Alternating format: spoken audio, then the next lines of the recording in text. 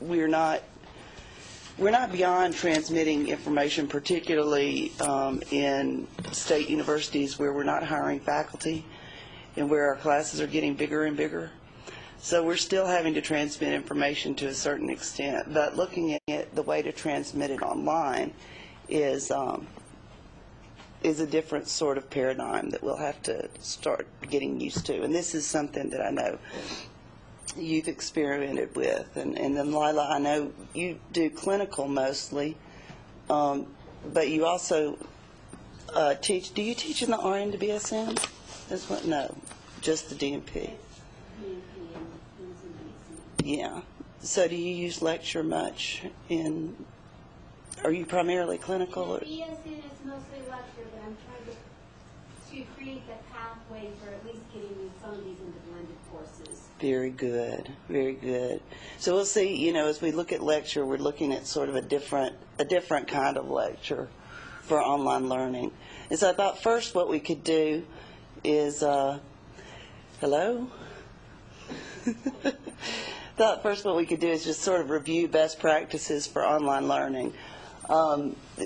Being present and being visible, of course, being visible is something that I've just always say, be visible, be visible, be visible. Now, the class that you're teaching right now, that you two have podcasts or rather video, is it online or is it face-to-face? Both. It's both. They can go to the Integrity lectures and listen to those. I don't have video on those. I just have audio and the PowerPoint captures. Okay. But then I'm there, 3 days a week. In the class as well. Okay. So yeah, being present and being visible. So that's because it's sort of blended. Then you're there face to face with them as well. Creating a supportive community so that we're using those peer groups that we can establish to support the students. They don't have to depend on us all the time for support. We introduce ourselves to them. They introduce themselves to each other. We set up maybe a student lounge so that they can interact with each other. We set up a virtual office, which is just a discussion board, so that they can ask questions of us, and they ask questions in public. And so that supportive online course community that you know there's always help if you need it. And then setting expectations from the very beginning. How I'm going to communicate with you, primarily through the virtual office usually. And then, do they call you? Do they post questions on the virtual office? Do they email you? I always like to drive people to the virtual office because if one person has a question, so will everybody else, most likely, unless it's of a private nature. And then how much time they can work on the course each week. I mean, that's a quantity versus quality maybe sort of expectation, but it's not a bad idea to set a range. Maybe I expect you to work in this course from 9 to 12 hours each week. And then using large group, small group, and individual work experiences. The large group experience is likely going to be your lecture. I mean, that's when you're communicating with your large group. And then the small group experiences to scaffold each other as they're actually doing the discipline that you're involved in. And then the individual work, which is the graded work, because it's really tough to grade group projects. There's not a lot of validity in that. Well, there's validity, but there's not a lot of accountability, perhaps, for every group member, so unless you build it in. And then looking at synchronous and asynchronous activities.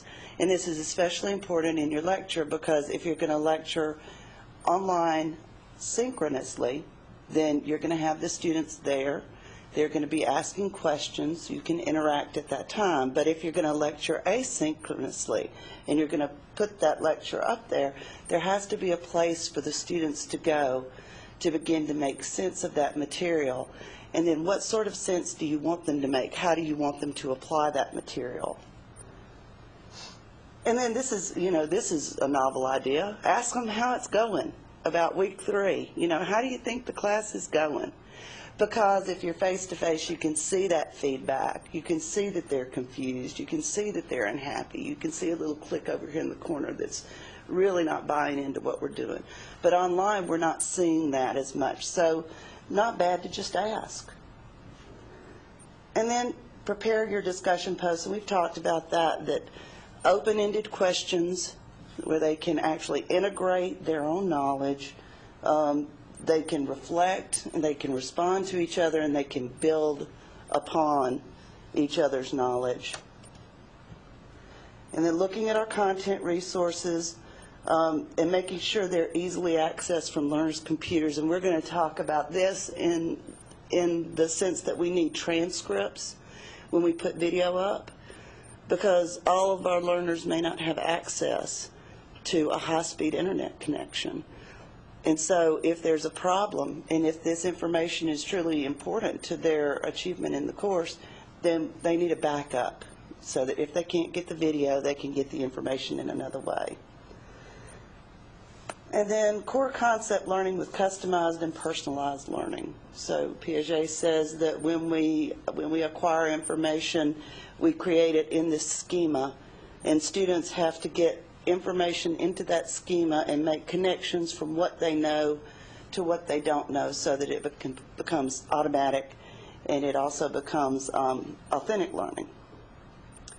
And then a good closing and a wrap activity for the course. I like portfolio entries. I think that's good, because when you teach online, it's really nice to let them see what they've gotten out of the course at the end of it, and we'll talk about why that's important in a little while.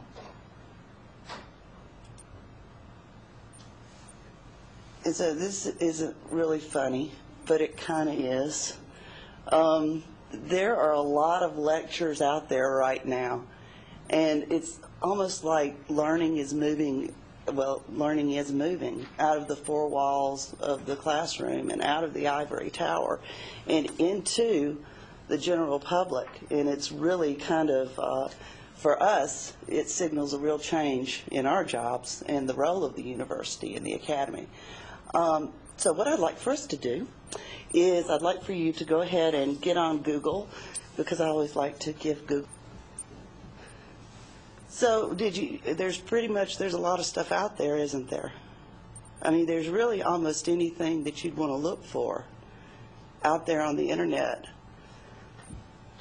Now, whether it's got the content, like Lala was saying, whether the content is valid or not is another thing. But students can just go to these. My daughter was saying she had an art history test the other day, and she said, well, I don't know the answer to this question. I don't know, because her instructor's obviously asking her to think critically. And I said, well, go to this site, and here's a lecture on Roman art and the influence of Roman art, and just click here and watch this, and maybe it'll help you answer some of your questions.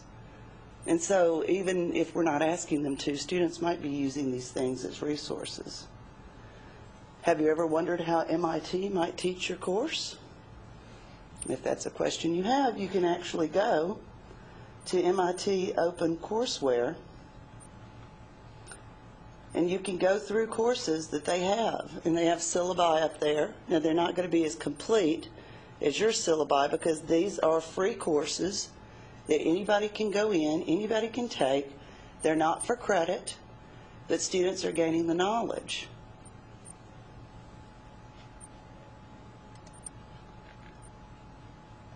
And so, you can look at their assignments and how they formulated those for online. Now, these are not interactive, so there aren't discussions and that sort of thing, but you can see the way that they formulated their courses. And it's all up there for other people to take advantage of.